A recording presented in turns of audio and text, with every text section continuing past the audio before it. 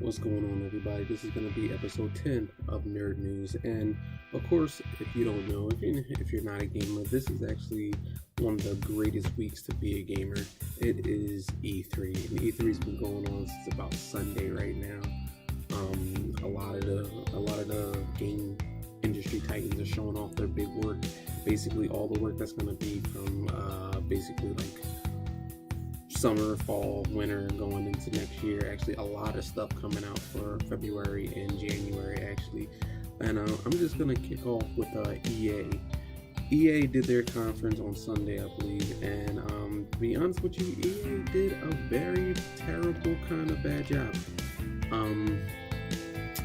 They started off with Battlefield, which was great intro. I mean, Battlefield is one of their big heavy hitters and money makers. And then it just kind of fell after that. It was just a lot of hoo-ha and they focused a lot on Madden and which isn't a bad thing. Like Madden, FIFA, and NBA. They're the NBA games, which is it's like, why focus so much time on those titles? Because those titles are gonna sell no matter what platform or stage you're on. You want E3 to be like something that's for the gamers. And another thing is they announced another Command and Conquer for the handhelds, and quite frankly, that's just like a spit in the face for like Command and Conquer fans, because Command and Conquer, which they've been waiting for almost a long time. People on PC been waiting for a new Command and Conquer, and to have it on the handheld, and then like the way they showcased it was like a 20-minute play-by-play, like it was NBA Jam, or like, you know what I mean, like it was a football game, like he's going this way. Like, no, it's an RTS. You don't need to do a play-by-play on the RTS, idiot. So that kind of fell through. One of the things that was good though was it was a game called Sea of Sorrow or something. Sea of Solitude. It was kind of a woman on stage talking about the game and how like that game she wrote it through her depression, and it represents her depression, how she thought she was becoming a monster, how in the game your solitude slowly turns you into a monster if you're by yourself. It was real touching, and like that's the type of games you want to see at E3, because you want to be able to connect with someone. You don't want to sit there and have a 20-minute demo of an RTS. So that was just some of the highlights, and like quite frankly, like I was very disappointed because Anthem was shown at the E3 conference. I mean the EA conference. So like Anthem is one of the most anticipated games coming out, and like you managed to make me less excited for the game. How? I was so hyped up to see anything about this game, and they gave me nothing about this game. It was like Battlefield. They showed no gameplay, but you gave me a 20-minute RTS play-by-play. Anthem, they showed no gameplay. Like, what? Like, the game's coming, I know the game's coming out next year, but you at least need to show some type of gameplay or like story elements. Like, what's the game structure gonna be like? How's the missions gonna be? How are you gonna interact with other players in the game? They didn't show any of that. They just pretty much like kind of corporate their way through the answers. It was just like, oh yeah, well, we're trying to make it very dynamic and open for everybody and everything like that. And I was just like, nah, that's not an answer. That's avoidance. So I didn't like that. I didn't like that at all. And EA, you need to get it together, because that was an embarrassment. So moving on to Microsoft. So if you had watched my video earlier about what to expect from Microsoft, and I said like games, that's all I want to do. That's all I want to see from you, Microsoft. I just want to see games. And guess what? This is what they gave me. Games. All games. It started off with Halo Infinite. The trailer looked amazing. It showed it running off a new Slipstream engine, which I'm guessing it's a kind of in-house thing that 343 Studios made probably for Halo exclusively. Like, it looked great. Like, one of the things I caught from the little teaser trailer is you're going back to being Master Chief, because they had the Master Chief suit and it came in with the music like I was like, oh shit, it's Halo.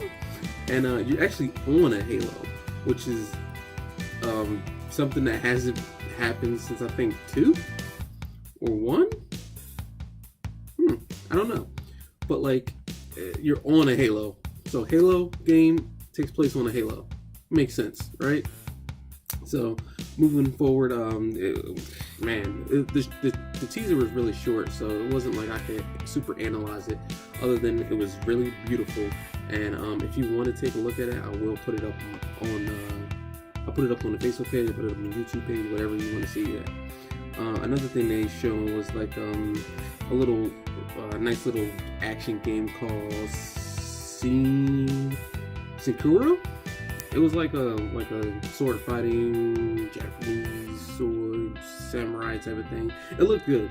One of the things I liked about it is it looked like a Ninja Gaiden type of style, where it's like fast paced and it's like, oh man, you gotta be your trigger finger out, you really quick for them to keep up with you. Looks kind of like if you ever played Ninja Gaiden mixed with Onimusha, it's like a mash between the two, I thought. They also went on to talk about some of the Game Pass stuff. So they said like Fallout 4 is going to be on Game Pass, and I was like, yay, I guess I didn't play Fallout 4 at all. So they went on and talked about Fallout 76, which Bethesda goes further into their conference with, but they showed a little bit. They said it was like, it's going to be 4 times the size of Fallout 4. So Fallout 4 is pretty big, and it's going to be 4 times the size of that, which is great. I mean, like some of the other features that Bethesda mentioned actually made me want to really play it, where they said it's going to have online play, and you're going to be able to drop nukes on people. So that's going to be always fun. They showed a little short with a kid. It's like from the same universe as Life is Strange. It's the Awesome Adventures of Captain Spirit, and it's just basically like a little kid in his dreams, and like him, dealing with being bullied and like having a drunk for a dad. So I mean, like, very uplifting stuff. So they also showed Crackdown 3.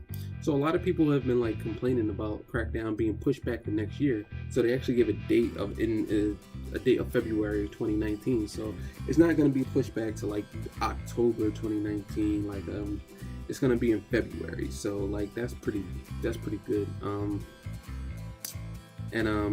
Like January and February are going to be heavy months in gaming. They're becoming like the premier spots to drop your game because of Nintendo, I think. Because Nintendo did so good with the Switch those months, people are like kind of hopping on that beginning of the year thing. They saw it and they're paying attention to what Nintendo does. So Nintendo's actually conference hasn't happened yet. It will probably happen as this one, as you probably see this one, but we'll talk about that later. So they also showed Nier Automata, which is coming out June 26th for the Xbox. This is Microsoft's event. So they also showed Metro Exodus, which looks, God, the graphics on this game look ridiculous. Like this game, I mean, all the Metros, like Metro Last Light and all the rest of them, they look amazing. So like, it's really good that they showcase this, because this game, I think a lot of people, this game is smaller. I think it has a smaller audience, but I think putting it on this stage blows it up, because it's like, man, that game looks amazing. So they moved on to a Kingdom Hearts. Kingdom Hearts is going to be coming to the Xbox for the first time, Kingdom Hearts 3. And it actually gave a date for Kingdom Hearts, which is the most important thing of all, a date of January 29th, 2019. So next year, and you're going to get it within that first month. So, which is 11 days after my birthday, which I'll just grab a present for myself. So, they show Sea of Thieves, the DLC, Cursed Sails, and Forgotten Shores. So those are 2 DLCs that have been coming out for Sea of Thieves, which desperately needs it. Forza Horizon 2. Yeah, Forza Horizon 2. They showed, man, this was like crazy impressive. This game, they had off-road vehicles. It was open world. It was kind of like, they do clever things when other games are coming out. Like they dropped Burnout Paradise. So So Burnout Paradise, if you ever played Burnout Paradise, it's really open world. So with Forza Horizon 4, like, it's really open world. You have off-road vehicles, and it kind of opens up. So it kind of feels like Burnout, but it's a little more toned down. Because Burnout, you're just all about smashing cars. This one is all about the driving experience. So it looked great anyway. But the 4K in it, because I have a 4K TV, I was utilizing looking at it in 4K. Looks amazing. I can't wait to get something like that on my Xbox One X. Like, most of the games, like, they were Xbox One enhanced, so that's one of the good things. You want to, like, it feels like my system is paying off, because I know, like, a few episodes ago I was talking about how I bought the Xbox One X, and I was like, it's probably the most disappointing thing I've ever bought, because I don't do anything with it. So they also gave a date of October 2nd for Forza Horizon. And one of the things that Microsoft is learning from EA is, if you can't beat them, buy them. So they bought 5 new studios. One of those studios is the studio that is making We Happy Few, and the other one, it was like 3 other ones that are just great studios but one of those studios is Ninja Theory. So if you don't know, Ninja Theory was the ones that made Hellblade, and they also made a few years ago they made the DMC kind of remake. They kind of did their own kind of offshoot DLC. Devil May Cry, the DMC. So that was a little crazy. And it was like, yeah, we buying these studios. So they haven't, the studios haven't announced anything they've actually done yet. It's just that, like, it was the thought of, like, hey, you know what? We know we messed up, but we're putting emphasis on games again. Because it felt like when Microsoft first dropped the Xbox One, it was just like, we have all these features and these extra features, and don't worry about it, the games will come, and then we got these extra features. But now it feels like, you know what, we know we messed up with not making all the games you wanted to know. This, boom, boom, boom, games. So they showed We Happy Few, they showed PUBG War Mode, a Tales of Vesperia the definitive edition, which comes out in winter 2018. If you haven't played Tales of Vesperia, it is an excellent RPG. I mean, like, top shelf in the Tales of series, because I love the Tales of series. Like, I feel it's one of the most underrated RPG series ever. So they went on to they showed game after game after game. When they said they were showing games, like, when I said I needed games, they just didn't disappoint. It was games after games after games. I mean, like, they showed they showed a trailer for Division 2, which they gave a date for, which is March 29th. They also showed Shadow of the Tomb Raider. To show the trailer for Shadow of the Tomb Raider, which we all knew was coming. It was good to see it. They showed another skating, like a skate type of thing that was Ashley Sessions. It looked alright, wasn't too bad. One of the MMOs that I've been actually, like, I thought was just off the slate and, like, they weren't even thinking about was Black Desert. It looked really good. It looked really crisp and sharp and done up. So one of the things I wanted to touch on is, like, they showed Black Desert before, but never said anything about it. So I'm glad they actually showed it at this E3 and was like, don't forget about this, because we still have this out there. So they also showed Devil May Cry 5, and that was actually leaked a little earlier on this month, or last month. But DMC 5, and at DMC they showed a trailer, which actually had, if you ever played Devil May Cry 4, the character Nero is continuing in this game, which I was never a fan of Nero. I was a fan of Dante, and I loved it when Dante was in that game. So hopefully, they showed, like, a picture at the end that had Dante in it, so hopefully they bring Dante back. So Cuphead will have DLC coming out next year. They're gonna add an additional character and a bunch of new enemies and everything like that, all Cuphead style. They showed another game called Tunic. It was kind of I can only say that the game looked like Zelda Link to the Past, except it was a fox. So they also showed another game that I wasn't sure what it was because the graphics were so different from any other ones they used. But I was like, that looks familiar. And that looks familiar. And that looks familiar too. That looks like Goku. That looks like Naruto. So it was called Jump Force. And basically, they didn't show any gameplay. They just kind of showed Frieza in the city, like, ha ha ha, wrecking stuff. And then you see, like, Naruto pop up. And then you see, I don't know who the guy's name is from One Piece, but he's, like, stretchy and he does stuff.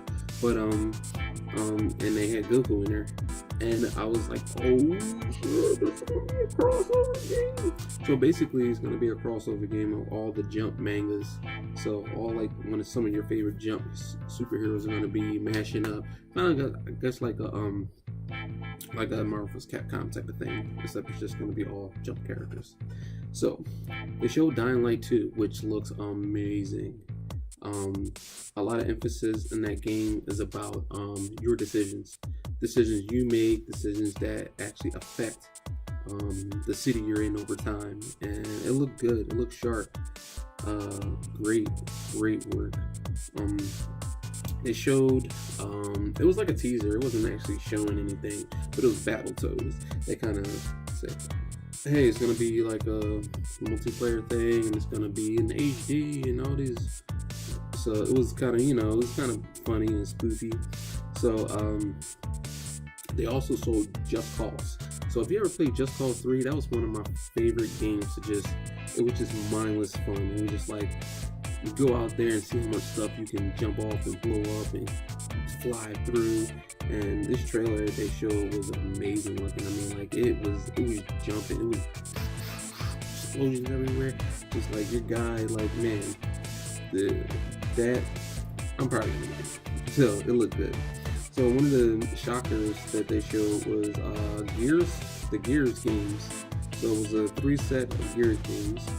It was Gears of War games. So it was Gears Pop games, which they showed a bit of, but it was kind of like a teaser thing where he kind of drove through the wall with a pop doll, and it was like Gears Pop.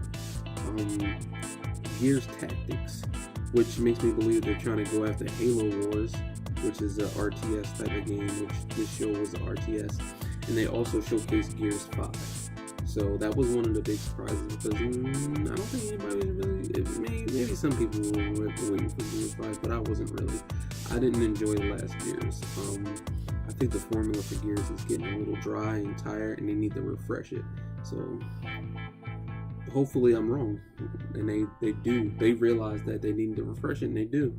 So they ended that off with a game called Cyberpunk, and Cyberpunk 2077, and it looked great. They showcased a lot of games. I believe it was all together. Like, I just gave you some of the highlights, but altogether it was 50 games. It was like 18 world premieres, and like 12 of them were exclusives to Xbox. They didn't really specify the ones, because sometimes they was like world premiere of a game that's an exclusive of Xbox, and then like world premiere of a game that's just a game, a third party game. So they didn't really specify, but the fact that they were just shooting off games, it was like, oh, you got this game? Was good, because it's like, that's what they needed. They needed the gaming community to see that they're invested in games again. Like, we're a game company, we're making games, because it's been so long. Like, in Xbox has no exclusive, and the fact that they bought 5 new studios to make the games exclusively for Xbox, like, that's what you want them to do. You want them to be like, this is why you come play Xbox. Because trust me, that PlayStation conference, which we'll talk about a little later, was all about, it basically showed exclusive PlayStation games. Like, most of the games on there were just all PlayStation games, and that's why I was glad Xbox came out with it was just like a list of games.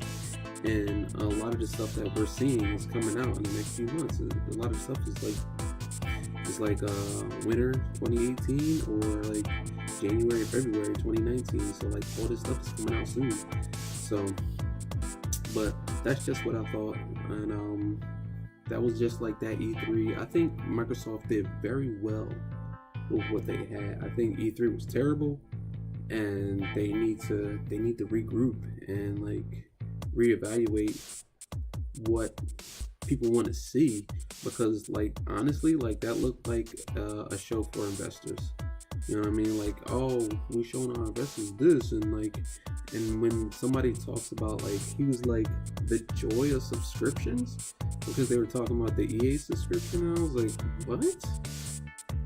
The joy of no, dude, you're messing up. You're losing sight of what's happening here. And they give Anthem like, I mean, they gave it a good amount of time, but they didn't reveal anything. Like, they didn't show anything. They had Casey Hudson up there, the BioWare legend. Like, you know what I mean? He's a legend of BioWare because of Mass Effect. Mass Effect is a story-driven game. Now, they asked him, like, how is story going to affect this game? He literally danced around the whole question.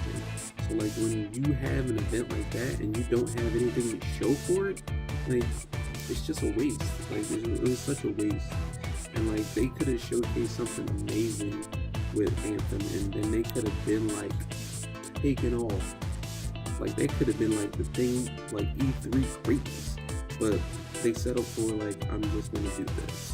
But that's just what I thought about that, about the EA Microsoft conference. I'm gonna do another one for PlayStation, and of course Nintendo hasn't aired yet, so I'm gonna do a combo one with them. I'm gonna do PlayStation and Nintendo all in the same one, kind of how I did EA and Microsoft. So if you have any questions, comments, put them down below. Subscribe, hit me up. Eric the Brown.